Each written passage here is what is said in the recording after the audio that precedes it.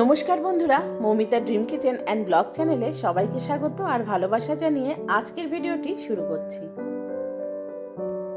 অনেক দিন পর মনটা আজকে শান্ত হলো।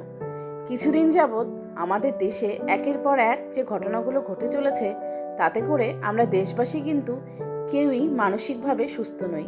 আর মানসিকভাবে সুস্থ না থাকার জন্যে ভিডিও করারও কোনো রকমই ইচ্ছে ছিল না।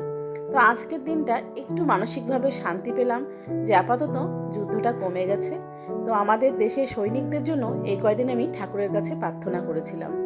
ভেবেছিলাম যে আমরা তো সব সময় ভগবানের কাছে শুধু নিজের জন্য ভাবি, শুধু নিজের পরিবার, নিজের সংসার, সন্তানদের জন্যই ভগবানের কাছে প্রার্থনা করি।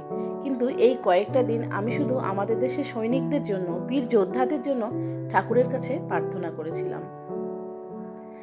তো আজকের পুজো আমার শেষ হয়ে গেছে।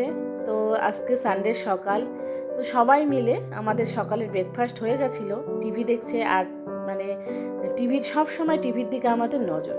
তো এবার হচ্ছে দুপুরের রান্না। আজকে আমি করব কাঁঠাল চিংড়ি বা এঁচড় দিয়ে চিংড়ি মাছ, আমরা কাঁঠালই বলি।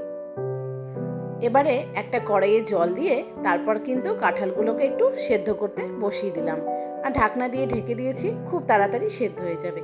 আর কাঁঠালের সাথে চিংড়ি মাছ না হলে কিন্তু কাঁঠাল চিংড়িটা জমে না। তো এখানে চিংড়ি মাছও নিয়েছি, লবণ হলুদ মাখিয়ে চিংড়ি মাছগুলোকে ভেজে নিতে হবে। চিংড়ি মাছ কিন্তু আমাদের বাড়ির সবারই পছন্দ, আর বিশেষ করে আমার ছেলেমেয়ের তো ভীষণই পছন্দ। আর এদিকে মশলা তৈরি করছি, পেঁয়াজ, লঙ্কা, আদা, রসুন। তো যেভাবে আমরা ঠিক মাংস রান্না করি ঠিক সেরকমভাবে। তো আমার চিংড়ি মাছগুলো ভাজা হয়ে গেছে, ভাজা করে নামিয়ে নিয়েছি। ওই তেলের মধ্যেই এবার আরেকটু বেশি করে তেল দিয়েছি। তেল দিয়ে এখানে গোটা জিরে, তেজপাতা আর শুকনো লঙ্কা দিয়ে আমি একটু মশলাগুলো ভেজে নেব। এরপর সেদ্ধ করা কাঁঠালটা এর মধ্যে দিয়ে দিলাম। এবার আবার কি, এবার হচ্ছে পরিমাণ মতো লবণ দিয়ে দিতে হবে, আর দিয়ে দিতে হবে হলুদ। তারপর একটু হাতে সময় নিয়ে ভালোভাবে কিন্তু আমাদেরকে একটু ভেজে নিতে হবে। আর গ্যাসের ফ্লেমটা লো ফ্লেমে দিয়ে আমরা ভালোভাবে কিন্তু কাঁঠালগুলোকে ভেজে নেব। এবার আমাদের সমস্ত মশলা রেডি হয়েছে। আমি মিক্সিতে সমস্ত কিছু পেস্ট করে নিয়েছি। এবার মশলার সাথে আরও ভালোভাবে কষিয়ে নেব, যতক্ষণ না পর্যন্ত এই কাঁঠাল থেকে সেন্ট না বেরোচ্ছে ততক্ষণ পর্যন্ত কিন্তু আমাদেরকে কষিয়েই যেতে হবে। তো সানডে স্পেশাল কাঁঠাল চিংড়ি বলে কথা, একটু ভালোভাবে তো রান্না করতেই হবে। তো বন্ধুরা, তোমরা কে কে কাঁঠাল চিংড়ি খেতে পছন্দ করো অবশ্যই কিন্তু কমেন্ট করে জানিও।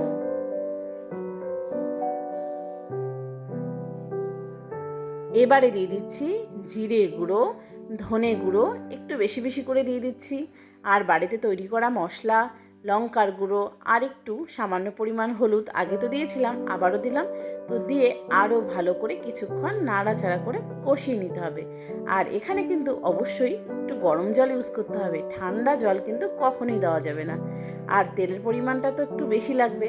ভালোভাবে তেলের মধ্যেই কিন্তু সমস্ত মশলা দিয়ে কাঁঠালকে কষিয়ে নিতে হবে, তাহলে দেখবে একদম মাংসের মতো টেস্ট লাগছে।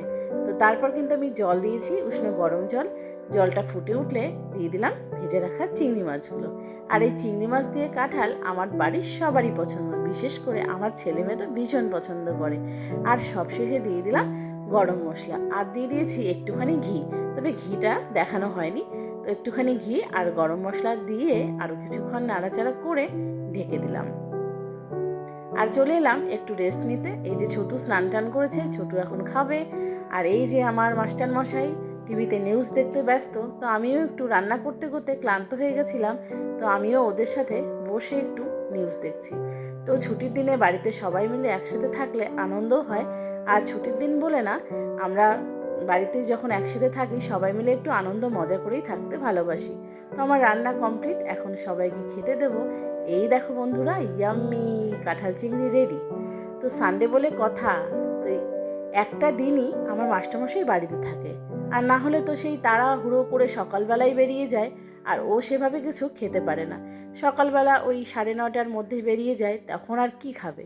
যার জন্য আজকের দিনটা একটু সাজিয়ে গুজিয়ে খেতে দেওয়ার চেষ্টা করি। তো আমার মাস্টারমশাই কিন্তু খুব বেশি খেতে পছন্দ করে না, মাছ মাংস এসব না, ও কিন্তু সবজি খেতে পছন্দ করে। তাই আমাদের বাড়িতে 3-4 রকমের সবজি কিন্তু রেগুলারই হয়।